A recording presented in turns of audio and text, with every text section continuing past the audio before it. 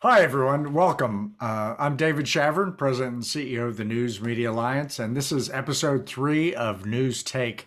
For those joining us for the first time, News Take are conversations, sometimes pretty wonky conversations, designed to offer unique perspectives and insights around all of the innovation taking place in the news media industry, and there's a lot of it, and how different organizations are employing new ideas and perspectives.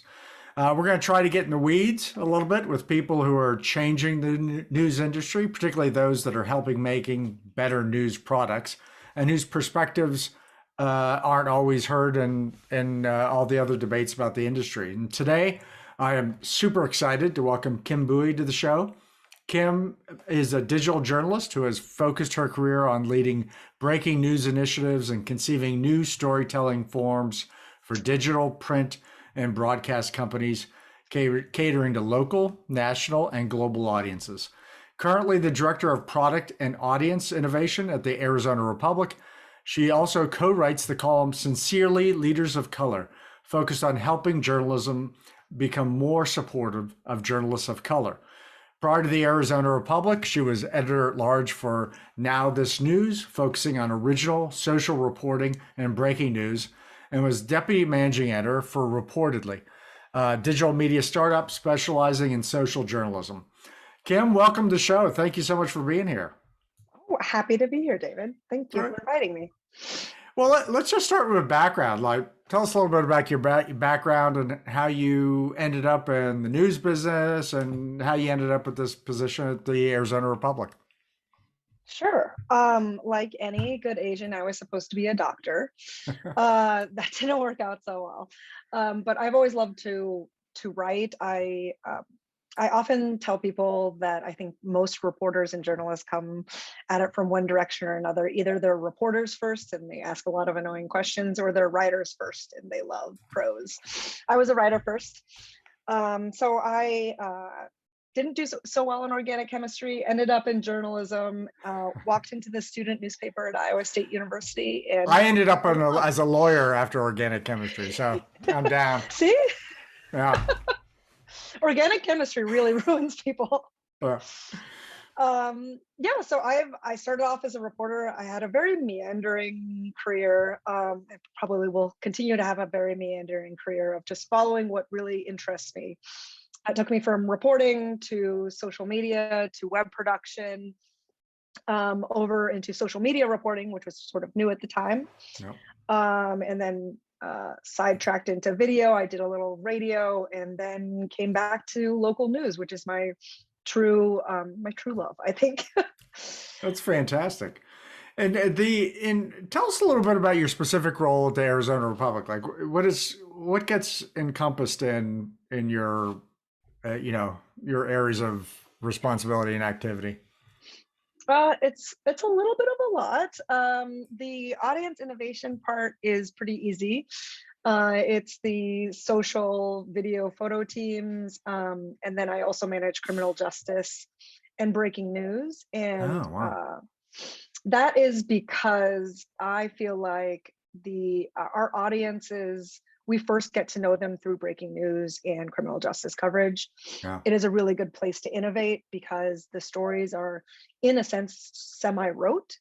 Like you kind of know what's going to happen, and there's sort of a set way of doing things. And so there's a lot of leeway in how you do those things, and how you report those stories. The product side is a personal interest of mine, and that really is the how. I love looking at how we can tell better stories, how we can integrate better with our audience's lives, listen to them, become more useful, and really get away from the pedestal style journalism that has ended up with us not being trusted by the majority of people. Yeah, it's so interesting. There's so much rich stuff in there. Let's start with the product parts, Sure.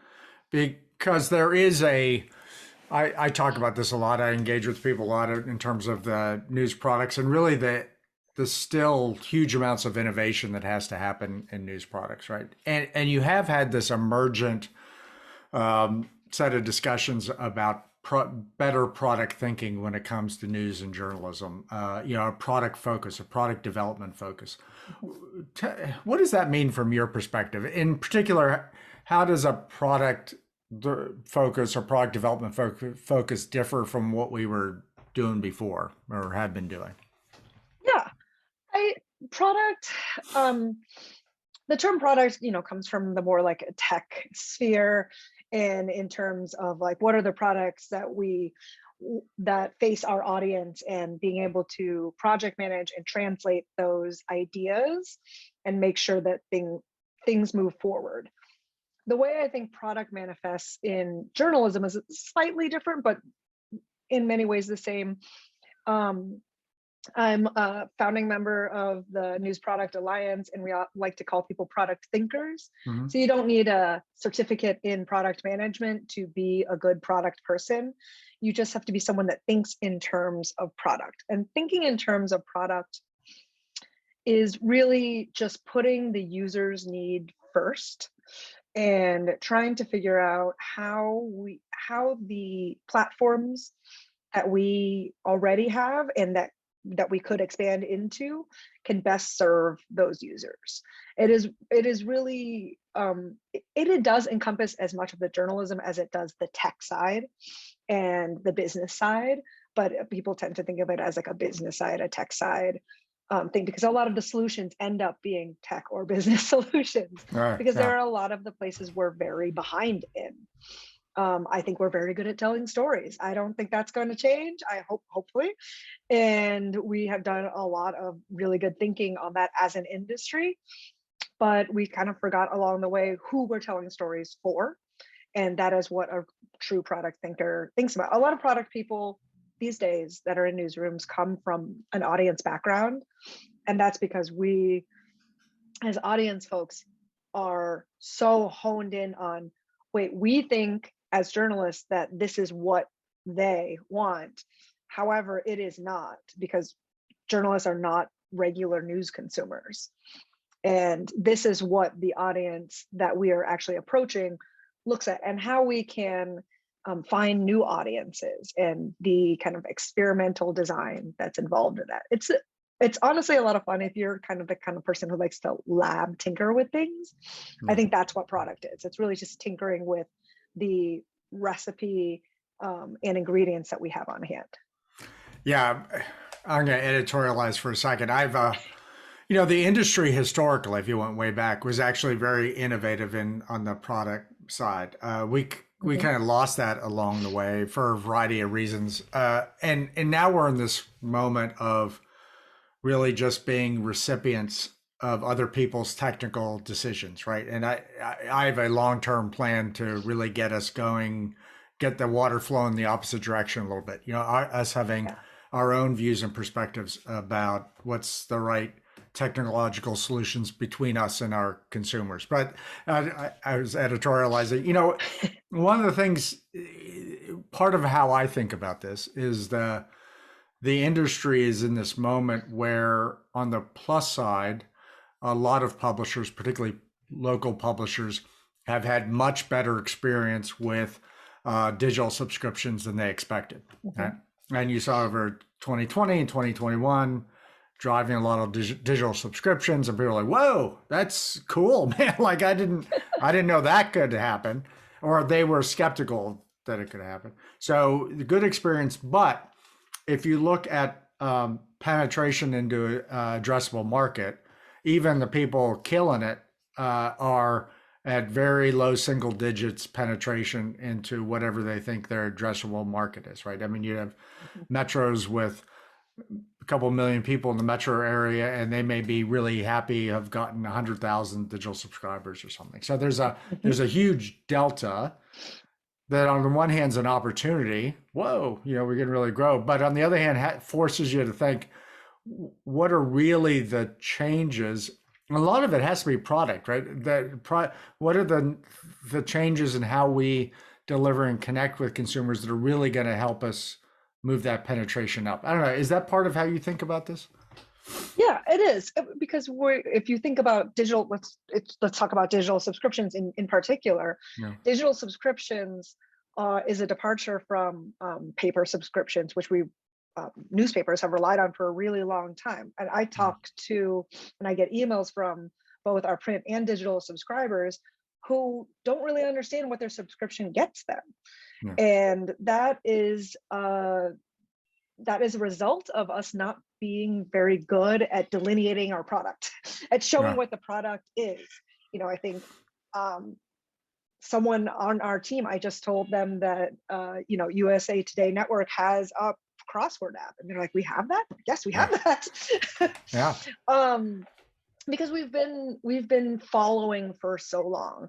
At the point, and I don't know exactly when this happened, the point at which the chasm really started to show itself, let's guess like 2008 or so, where we realized we had really screwed up with our audiences and they just didn't care about us any longer and had gone to social media, Netflix, wherever, all these other places for information. Since then, we've been playing catch up. And even on the product side, we look at, and you see all of these articles about, people only want one subscription, and why would they pay for the Arizona Republic instead of paying for Netflix, and Netflix just upped their prices, and you don't get as much with your paper subscription. That a lot of that is somewhere like landing between product and marketing, of making sure the things that we have decided to do with the stories that we tell are clear, concise, and appeal to the right people, but also that we tell them about that. Yeah. Things we're not entirely good at. And those audiences that we stand to gain from digital subscriptions are usually new, younger audiences. And by young, I mean like under 45. So yeah, the demographics a little skewed. Yeah. But a little skewed in our business. A little skewed. And we look at penetration numbers I think I look at penetration numbers about every month. And I have targeted certain zip codes where we had zero penetration. Like nobody in this zip code subscribed to the Arizona Republic, print or digital.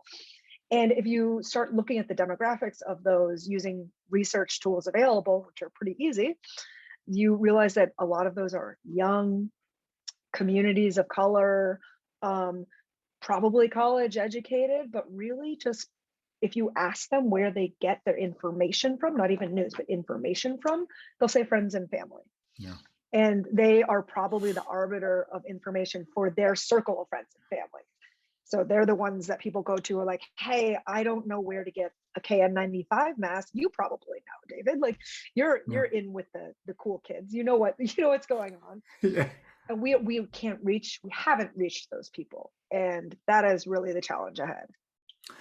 Yeah, it's so interesting. I also, man, we could talk about sort of how we evolved in this space a lot. I think there was also a whole period where it was a real lack of self-confidence in the industry. Just let's take a bunch of bad advice from people outside the industry and impose it on ourselves. And I get that. People are like, "Oh, this internet thing, wow." And I get that there are moments where you feel like you're not well situated. But I also, I think most people are well over this. This is a primarily digital industry. We have these other products that we sell. But at this point, I think we deserve some self-confidence to be able to say, "Oh, what works for us," right? And not just somebody swooping in saying, "This is what you should do." And getting back to those moments when we can really do that and develop it. And it's also always been interesting to me that local publishers have always been a core source of information that flowed to people through other places. Notably TV. There's a whole thing where you get a lot of commentators said, "Well, the audiences moved to TV news in the 50s." Well, yeah, they did, but it was still our stuff.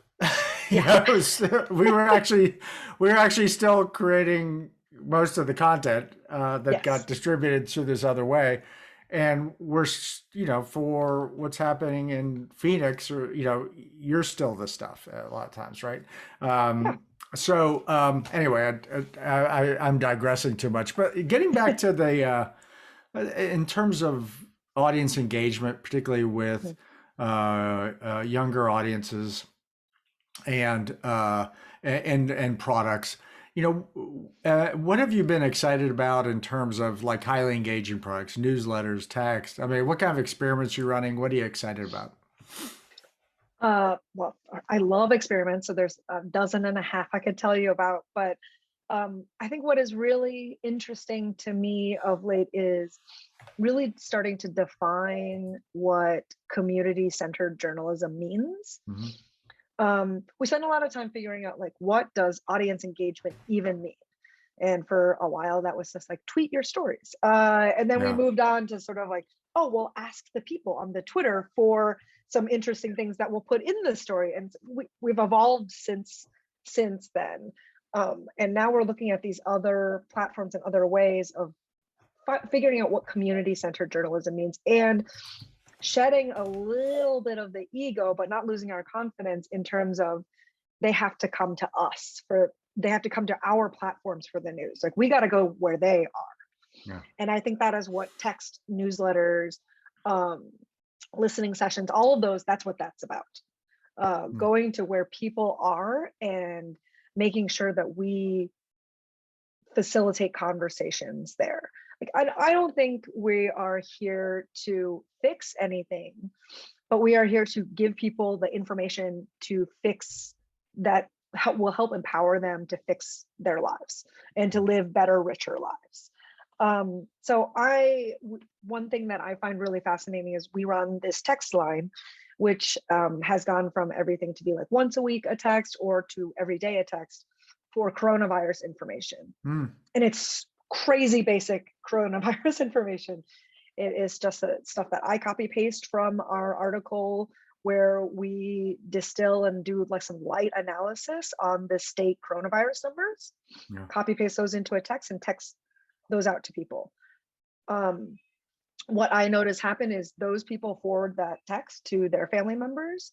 There are several people who run Facebook, neighborhood Facebook groups and or post it on Nextdoor because it is just quicker. It's there. They don't have to go to the Arizona Republic, look for the story that we put it in, copy paste it over themselves. They can just do it quickly. And it's in, maybe less than 500 characters. So I think that's interesting. Newsletters I wouldn't call new, but the Yeah. fact that we are being personal with them probably Oh, is more new. tell me about that. And personalization of Yeah, newsletters. Tell me about that. the Substackification of Yeah. news. I think it is. Sometimes the news industry suffers a little bit of like shiny thing syndrome, is what I like to call it. Oh, a lot. Where yes, Yeah. a lot. Well, we found newsletters and we're like, oh man, this really works. It really converts. And then the people who did best at newsletters were the ones who let a reporter or an a editor really show their voice. Because if you think about email in general, what you use email for is like, I can email my grandma emails me back, and it's a conversation. Yeah. What we were doing before was like, here's 17 links in a row. That's not a conversation. Right. And I think that is why the idea, the concept of a Substack or a writer-driven newsletter won, because it feels like they're writing to you. That's why texting is so popular. It feels like I am texting individually these 3,000 people that have signed up for this. They feel like they know me. Yeah. I told them I got sick. They were like, I hope you feel better. Oh, Uh, it's really cute. They're no. remembering that we were people at the end of the day, that we're not this, uh, kind of great giant thing on a pedestal that like deigns to give information out every once in a while, but that we are humans that are trying to live our best lives too, and we just happen to be very good at getting answers. That's so fascinating. One of the interesting and compelling things about, say, podcasts is if you do it right, which is really hard, by the way. Most people don't do it right.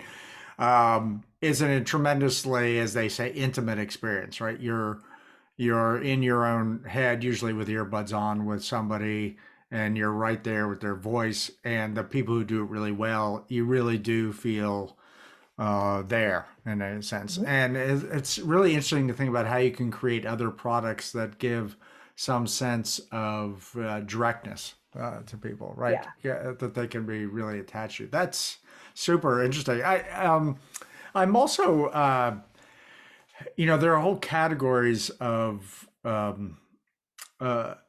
areas where newspapers had kind of gotten out of the business. Take weather, for example, okay, Mhm. where it was just up in the corner. Do I take an umbrella today or don't take an umbrella today? And I've seen people see this moment. One of the things about moments of disruption is that everything gets scrambled. And yeah, you Yeah. get a lot of things aren't great, but also opportunities. And like at the Washington Post has the Capital Weather Gang, where these people Yep. who send you emails every day, by the way, and it's written out, and they go on Twitter and they engage with the public. And it turns out there are a lot of people who want to talk about the weather.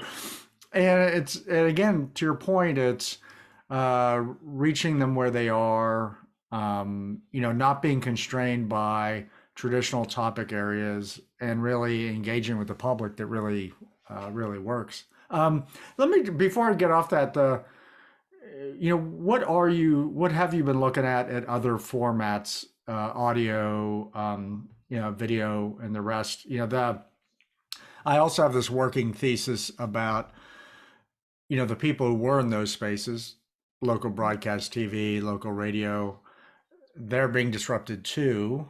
And now you Mhm. don't need a license to get into that business. Should that be an opportunity for us? How are you Yeah. thinking about that? How are you approaching that? Oh, yeah. I think having spent a small amount of time at an NPR member station, I really think I I was disappointed that public radio and TV did not um, see the opportunity they had in front of them, because it does feel like Steve Inskeep is talking to me every Yeah. morning. Yeah. He feels like my friend. Like Nina Totenberg is telling that story for me, and that is just the feeling you have always gotten from Yeah. NPR, and they couldn't. It took them a very long time, and I think they're getting there now, figuring out how to translate that to the internet, Yeah. um, because the internet somehow is this big hump that was scary, even though it's pretty simple. It's just a different set of tubes. It's the same stuff, Yeah. different set of tubes, Yeah. Yeah. and By the you can say way, the can same I thing. can I tell you a bizarre experience? I was Yeah. actually interviewed by Steve Inskeep one time after listening to him for like 20 years, and sitting across and hearing that voice come out. It's startling. I was like, I've heard you my whole life. Anyway, go on. Sorry to interrupt. It is no. I really enjoyed it. Like I have been like being on the radio is kind of scary because it feels like, oh my god, I'm going to be in someone's ear. Yeah. And that's the same way I would say with TV, right? Like sure, no one my age, no one approaching 40 is probably looking at or watching the 10 p.m. News broadcast anymore. However, they're probably watching the live stream when there's a car chase in LA. Yeah. And some TV stations have figured out how to capitalize on some things, but not everything. So I think audio video is a place where we're still figuring it out. And the we in this sense is not even just journalism, but just media in general. I mean, if you look at some of like the audio chat room apps that have come up in the past year, Mhm. and then not necessarily failed but kind of faded, we're just trying to figure out how do we do that, especially in the pandemic. And I think that's really what threw everything for a loop of, and where you can actually see a lot of success and ingenuity, where we were thrown like the set of circumstances you knew not no does not exist anymore. Yeah. Yeah. So try something different, and we have. And I think there are some things that have succeeded, but I also think a lot of people have taken a step back from what they consider news, like quote unquote news or information, Yeah. because they are overwhelmed, sad, and they feel like we are not treating the larger story in a humane way. Mm. Oh, interesting. Could you talk a little more about that in terms of, is that a partially a pandemic thing? Is it partially the political world we live in? Yeah. And then how do you I mean, there's a lot interesting in what you said, but how then do you adapt in terms of we're reporting on stuff, but then we have to react to where our audience is in the moment with that difficult space? I don't know. Does that Yeah. make sense? Yeah. No, no, it does. I think it is the pandemic. You know, we're all stuck at home for however many Yeah. months, and felt really disconnected, and we're seeking connection in some way. But then on top of that, we had just had a what feels like never-ending cycle of political polarization, which I hate using that term, but that's what it is. And you know, uh, it information has become weaponized in the past few years, and there's too much of it. So there's too much information. There's too many places you get information from. Yeah. Everything from my Alexa to my computer to my phone. All things coming at me every day. Yeah. But then on top of that, the I don't know how to assess that information anymore, and it's being used against me. No. Uh, Talk about that.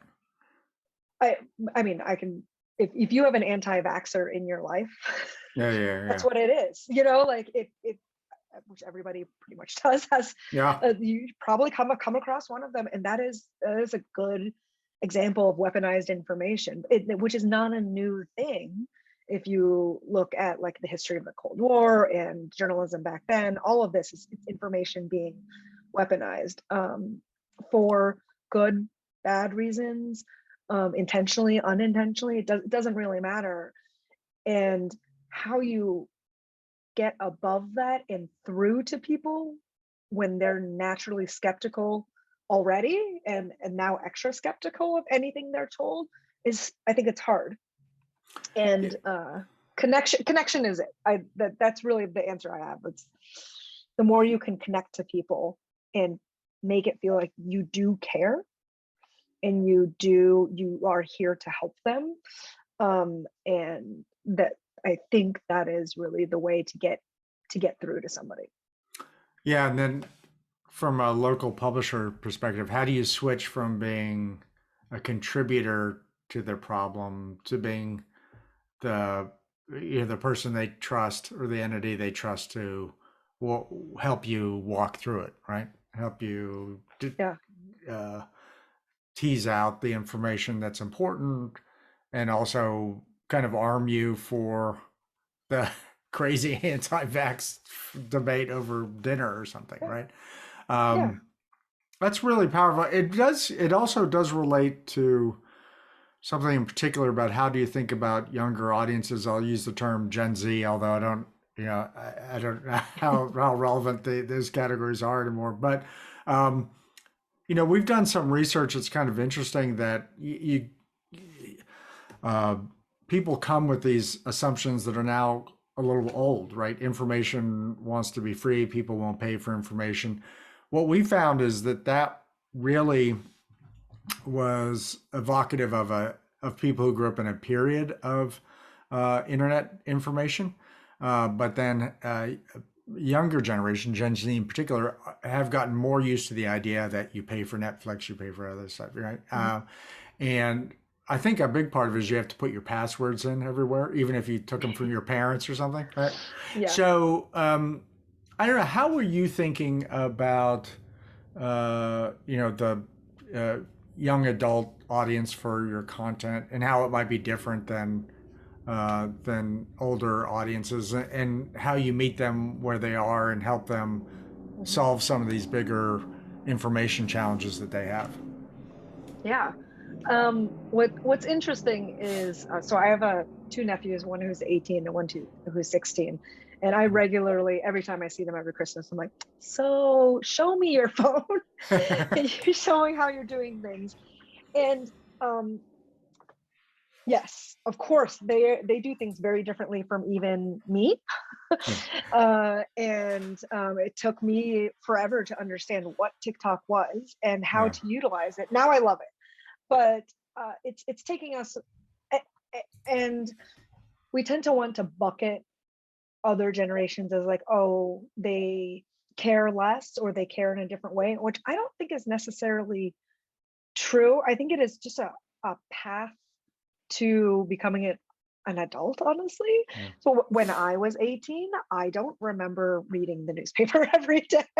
Yeah. um, but I also didn't, Twitter didn't exist. And I don't even remember where I got my news at that point before I even got into journalism. Just like, I don't know, random internet websites, sometimes Yeah. RSS feeds, maybe. Um, and I think that's probably the same for an 18-year-old now. It's like they're getting information from whatever pipe is the coolest right now, but they're not really at the point in their lives where they need news to be useful. Mhm. Yeah. Um, with the exception, I would say, of like people who are like really active in some sort of politics or some sort of cause, which I Yeah. think that is a difference between generations lately, that kind of ebbs and flows with how deeply politically motivated they are or not. But then you start getting into your 20s and you start finding information more useful. And I think that is sort of the key of making sure they know who we are when they're 18. Yeah. They don't have to love us, they just have to know who we are, that we Yeah. exist. And that And you're basically trusted. They may not trust you yet, but that yeah, you're, yeah, yeah, or even their mom trusts you, yeah, yeah, yeah, or their aunt trusts you. So yeah, something as simple as that. And then when they're ready for that, to be able to be useful and thoughtful and all of the things that we need to be, um, which is not, I mean, not dissimilar. I don't think my information needs are terribly dissimilar from a boomer's, like my straight information needs. yeah, How I would like to consume them, probably, yeah, it's a little different. My parents, however, my parents have really gotten into YouTube in the past 2 years. I don't even use YouTube. yeah, So it doesn't, I don't think it's a generational young versus old thing as much as it is we have to find a way to continually be useful, and have impact in people's lives. And then at some point, hopefully, when they're ready to pay and not use their parents' Netflix, then they will pay for us. yeah. And it's so particularly interesting at the local level.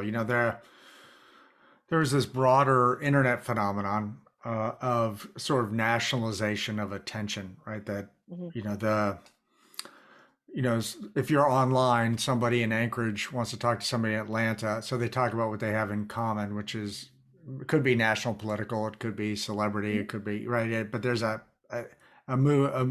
long-term movement away from local attention, which would have been Mhm. different than say my parents' generation.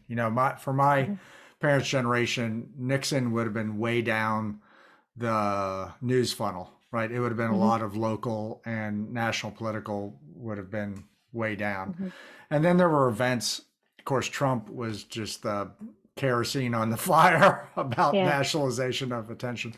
But interestingly, because of COVID and because of racial justice challenges and debates, we've had this moment where I think to some degree the telescope's been spun around, and that all of a sudden people care what their mayor had to say when a lot of people had no idea who their mayor was before, right? And it's like, Yeah. can we? I don't know. Are you sensing that with audiences? And then I guess one of the challenges is how do we hang on to that as Yeah. as it evolves? Yeah. I think. Oh, I would blame us, Yeah, like journalism writ large, for the nationalization. Like, yeah, I, I think we sort of made that for ourselves in, like, letting places, like, not to throw BuzzFeed under the bus, but letting places like BuzzFeed be like, oh, they're the ones leading the conversation about um, what is new and interesting to young people now. Why? yeah, We didn't have to let that be that way. And that was at the point where I think a lot of local news organizations were struggling with, how do we make money, and how do we regain trust, and just sat on that question for probably far too long. Like, yeah, we talked about it, of course, like news people, we talked about it for what feels like 20 years, but we didn't really do anything about it, when the answer is generally something much more simple than we make it out to be, of like, you should just go talk to your neighbors. Yeah. um, I did a bunch of research on empathy as a trait in newsrooms, and nobody used the term then, but everybody uses it now in terms of like, you want an empathetic reporter. But the questions I got all the time after that were like, well, how do you employ empathy? I'm like, you just go out and be empathetic to the person next door to you. Yeah. uh, and that's how you become Yeah, a you great. probably don't need a college course on it, right? No, no, Yeah. you just be a caring, real human being, and understand that you can do that and be a journalist at the same time. So at some point in time, people thought that they could not be both. When I was doing my research, people Yeah. said, oh no, I would never employ empathy. That's taking away from my objectivity. I'm like, but it's not. Yeah. Like, how is that even possible? But that, I think people are confusing it was sympathy. Same way of how they're looking at we're now looking at local stuff again. Mhm. People were always looking for information locally. And I think I remember when I first moved to LA, I could not get any information about anything in LA. So I ended up going to LAist, back when it was a Gothamist publication and independently run, for the utility of the day, which is what's happening this weekend. Yeah. What is that weird building down the street? Yeah. Yeah. Who is that Exact- guy? Yeah. Um, Oh, and absolutely. Yeah. yeah, and local news is rediscovering like, oh, that's right, we're actually really good at that. Yeah. We were always really, I don't know why we were trying to compete with BuzzFeed because it was the cool thing, when really what we're good at is, what is that thing down the street? And we're good at it, and nobody else is going to do it. Right. Yeah, It's not like BuzzFeed's going to come into and, do that. Right. yeah, You have the opportunity sitting there. You have the skill set. It's really thinking, I guess to a much earlier point, thinking constantly and deeply about your audience. Like you have to yeah, be in some moment where you are thinking, wow, somebody driving down the street is really intrigued by that crazy new building. What is that, right? But you have to be yeah. really obsessed about thinking about the audience, and not just some ephemeral sense, like I'm writing Mhm. something important, so obviously there's an audience for it, but like where are people in that moment today, right? Yeah, where are people actually looking? I do think, Axios Local is launching in a bunch of different cities, including the Yeah. Fairfield city of Phoenix. And then, of course, when that was announced, I had like a minor moment of panic, like, oh God, they're gonna come unseat us. I'm like, wait a second, they're writing a newsletter that's probably going to include news from us. Oh, To definitely will. your Yeah. earlier point, yeah. Yeah. So we can win. We can still win at this. What are they doing that we are not? Um, and that's really the question. Like, all these places that are winning that are not necessarily hyper local, like locally based, they're probably doing something that we are not. BuzzFeed, to go back to BuzzFeed, what they were doing was making stories digestible in an era when we were making snowfall like long, beautiful, scrolly Yeah. telly stories that no one could load on their phones. Yeah. So I think really it's just a simple question of like, I return to this a lot, and my newsroom's probably sick of hearing me ask it, like, how is this useful? Like, how can I take what you're telling me in this 10,000 word article and use it tomorrow? Like, does it help me? And if it doesn't help me, then why do I need to know? Yeah. Yeah, real immediate and providing value to readers.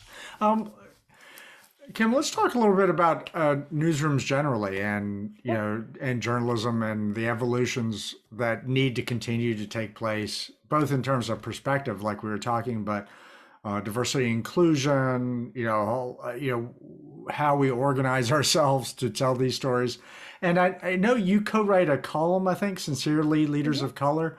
And I just generally, let's just start generally, ask your thoughts on, what are some core changes that everybody has to be thinking about Where have we made some progress? Where are the many areas where we got to make a lot more Yeah. progress? And how do we start down those roads? Yeah. Um, we were lucky enough, Emma Krogerovim and I were to be friends that happened to talk about this a lot in a moment where it became the cool thing, the shiny thing Yeah, to say like, oh, we're doing something about DEI because yeah, we had that 2020 summer racial justice reckoning. And I had known it was coming for a while. Like I could hear it boiling, and it's interesting because I don't even think I'm like my newsroom generation is leading it. It's probably the generation that's like slightly after mine that is demanding change. yeah, I politely asked for change, yeah. and then And when that doesn't go for, you have to get less polite. Yeah, yeah, yeah, I politely asked for it, and then I went into marketing, and I was like, okay, I'm going to go back to this fight, yeah, and then you have a younger generation that is like, no, we're demanding it because our generation is used to demanding things, and is much more politically conscious than yours was, which I think is great. Mhm. What do newsrooms need to do? um, I think the easy answer for newsrooms is always like, oh, we need to be more diverse. We need to include more diverse voices. We need to have more diverse staffers. And yes, 100%, you got to do that. That's like the basic thing you have to endeavor to do. Yeah, But you cannot do that without investigating yourself in what led to you ending up in a place where you were not diverse, where you were not including those voices and not thinking of it as a check mark. This is not a to-do list item, you know, oh, absolutely. diversifying Yeah. newsrooms. It's not something, it is a process that is probably going to be ongoing for a very long time. Man, you said that so well. Yeah, and I'm gonna steal exactly how you talked about that because there's something about my gut reaction when they say we need more diversity in the newsrooms. Absolutely true, but that also strikes me as, to your point, the conclusion, like, or not the conclusion, but like the a a necessary state Yes. that's obvious. So the hard stuff is not that. It's okay. How did we get where we are? But also, how do we start to really address that in some core sense? It's a it's something that kind of rolls over the hard stuff. And then I think organizations get to the hard stuff are like, and of course a lot of progress isn't made. So Yeah. yeah. So how I don't know. How do you think about starting that? Is it self-examination? Has got to be the first part of that. I think that's part of it. And then I think you're completely right, David. Like the we need to be more diverse. We need um, more diverse voices is the outcome, Yeah. right? And what we really need right now is the how do we get to that outcome? Yeah. Um, and the answer we've been looking at we've been trying the easy answers for decades, and we're still Yeah. trying them now. We're like, okay, we'll just create a fellowship for young journalists of color, which is fine and dandy, but that does not leave us with more um, Black, brown, gay, transgender Yeah. editors, executive editors. It has to be the whole thing has Yeah. to be representative. Um, and I think that comes with some tough questions for the people who are in leadership right now, Yeah. and some changes in how they operate, and um, listening more than talking, and definitely being wrong a lot, Yeah. and evaluating how they act, and then also trying to figure out like, okay, what are the circumstances that will make us appealing to that group. um I think this era of unionization also is kind of been happening in the same vein as asking for racial justice, Hmm. because it is a more, for many places, effective way of demanding change. Hmm. Um, and outlining what change needs to be needed. But again, that's all focused on the outcomes. We don't have a lot of people who are focused on like, how do we do this right now? And that's what Sincerely Leaders of Color is really trying to look at. We're trying to ask some hard questions about, we know we need to get there. Let's all agree that we need to get to that place where, newsrooms are safe and safe places for journalists of color to succeed. However, we need step one. We're at step one, not step 22. And step one, the things we talk about are they feel so simple. We now make sure that we have interns from community colleges, and that's great. And we also make sure it is you have to justify, you have to be able to justify wherever you work for, have you looked at candidates of color or candidates from a diverse background for this job? But you also have to keep them, and retention is really the tricky point. Retention is really the thing that we kind of struggle with. I mean, you can say it's the Great Resignation, which in part is, but I think it's also, this is a really stressful, hard job. And then you add on top of that people dealing with really tough things at home because of the pandemic. Then why would you do this? Kim, one last question. I took some notes before, and I received some notes, and there's this whole thing about you've done some work on something called the middles.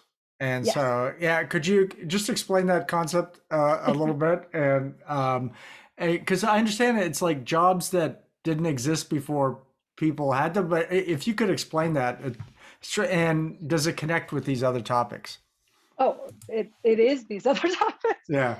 I guess I'm a little slightly graduated from a middle right now, but the middles are people who are in some form of leadership, whether that's actually managerial leadership or content leadership, and have felt like you just ended up there. And I think that is very common to a lot of people who are, sort of at the middle manager level. Oh, I somehow was a decent reporter and just kept getting promoted because I needed more money. And now I'm an editor and I have no idea how to do this. It's super common. And what I'm learning is it goes all the way up to the top. At the top, they'll probably say, I don't know how to do this either. Yeah, I hear you. And it's really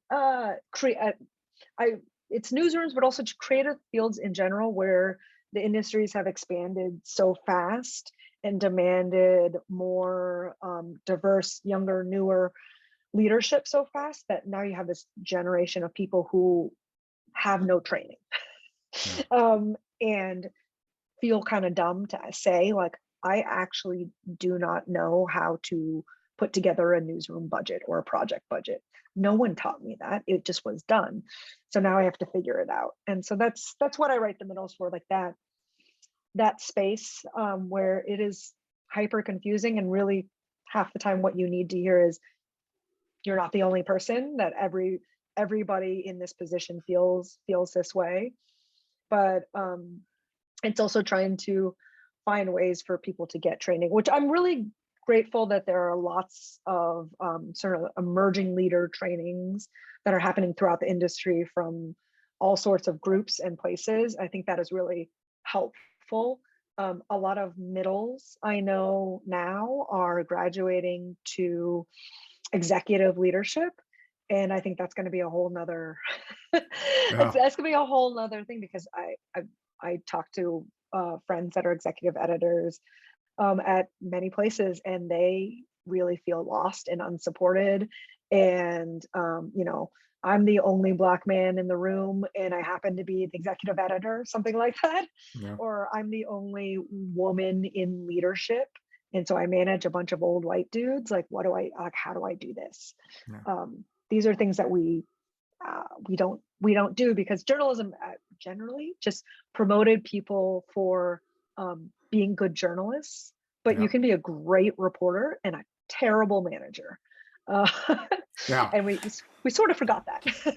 Well, yeah, there are different arenas. If we had a whole another hour, we could talk about what happens in academia, right? People who are really Yes. good academics, really good teachers or researchers, and they get promoted to be assistant dean or something, and then they're supposed to manage a bunch of people who have never managed anybody ever. And but in particular, uh, in these environments, as you just described, retention, keeping people in the system, you know, super high effectiveness. Also dealing with change, we people need support.